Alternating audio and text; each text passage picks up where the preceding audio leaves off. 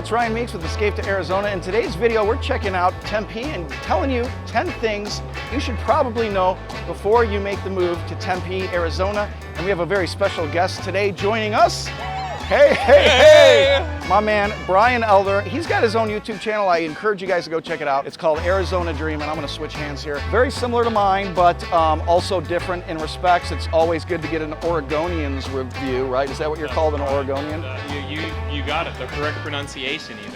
Go check his YouTube channel out. I will have the link down in the description. Let's pause and let me breathe.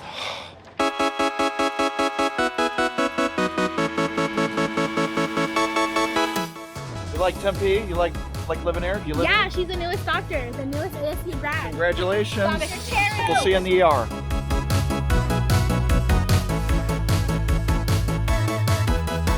All right, so we're recording down here in downtown Tempe. We are on Mill Avenue, and a lot of people are looking at us weird, like these people. I'm just gonna pretend like we're college kids, right? And We're so cool. We're just college kids making a video for college, and that's what we're doing. And that leads us into one of the first things that you guys need to know. And what is that, Brian? Tempe is a college town, first and foremost. So this is the home of Arizona State University. The Sun Devils are big around here, so that's definitely one of the first things to know if you're thinking of relocating here. All right. So one thing about this being a college town is that with every college town, you know there's going to be a ton of nightlife. You know there's going to be a ton of good, great restaurants.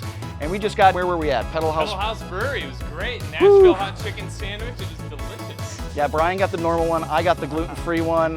Somehow in my mind that is going to help me lose weight, but I kind of doubt it. So we have a lot of nightlife down here, a lot of great restaurants. So that's something you will not be in short supply of here. It's great.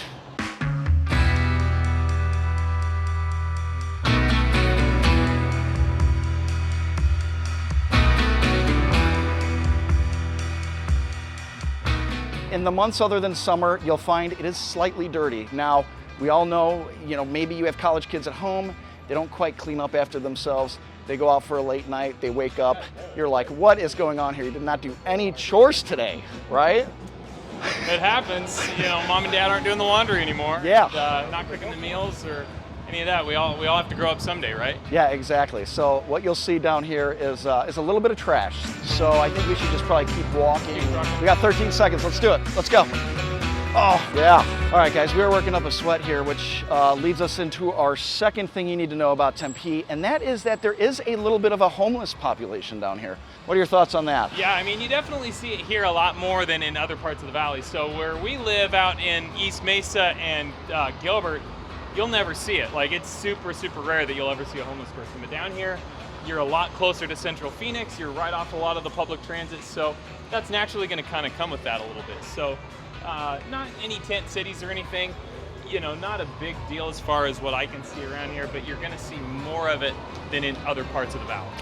So something to keep in mind when you come down here and you got children, family, and all that stuff. Obviously, you guys want to be safe, and it's just something you got to look out for. Keep that in the back of your mind. All right, we're getting a little politically incorrect here, and it's usually me doing that. So anyways, let's get on to the next one. So something you should know, and Brian touched upon it, is that there is transportation here. And I feel like anywhere that there's transportation in big cities, you are going to have a bit of the homeless population come in. But also, specifically in Tempe, we have the light rail that runs through Tempe, runs basically right next to the football stadium, and it's great for some people. It takes a really long time though. If you're coming from Mesa and you get on that light rail, I mean, what is it, like half hour, 40 minutes to get here? It's going to be a while. It's yeah. not fast.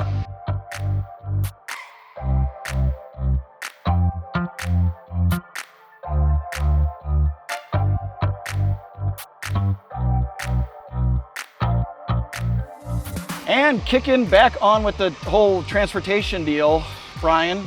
We're by the airport, so Phoenix Sky Harbor, just up the road from here. If you've ever flown into the airport on a plane, then you have no doubt looked out the window and seen Sun Devil Stadium right out to the one side of the plane as you're landing. So that is how close you are to the airport. In fact, the Cardinals way back when wanted to build their football stadium here in Tempe and got denied because the planes didn't have enough room to land because it was a little bit too close for comfort for the fine folks at the FAA. So, wow, factoid. I didn't know that. How do you know that? I looked it up. They had a thing on it on the Super Bowl and why it's out in Glendale. Oh. Not here. Something to keep in mind that you're right next to Phoenix Sky Harbor Airport here. So one great thing about Tempe is that we are close to sports stadiums here. So what is that one over there? The Angels play spring training over there. El Diablo Park, I believe it's called. You can go up to Scottsdale. You have some fields up there, Salt River Fields. San Francisco Giants are playing up there in spring training. You're not far from Chase Field. You have the Phoenix Suns at the Footprint Center. Those stadiums are like 15 minutes away from where we're at right here in North Tempe. So it's not a bad drive.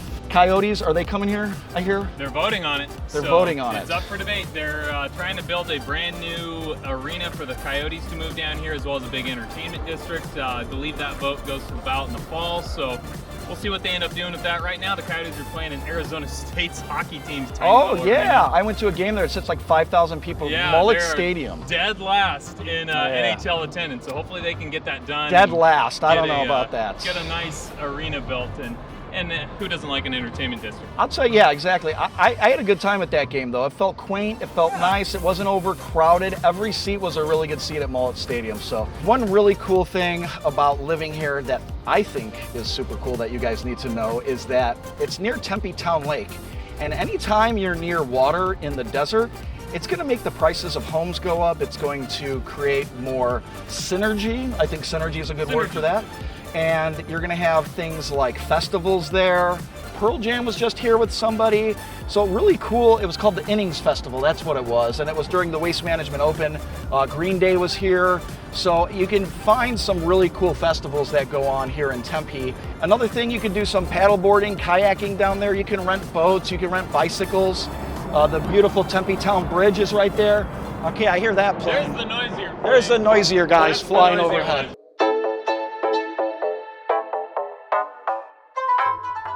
Okay, so something else you guys need to know if you're making the move here is that North Tempe compared to South Tempe, now it's separated by the 60, and what you'll notice is on the north side it's a little more modern. You have ASU on the north side, and then on the south side is really where you're going to find the family-friendly neighborhoods.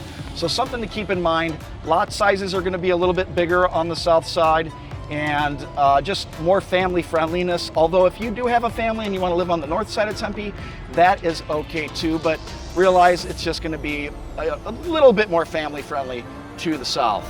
And to the north, you'll know it's a little bit more expensive. That's where they have some of the high-rise condominiums going up, and I just looked it up today.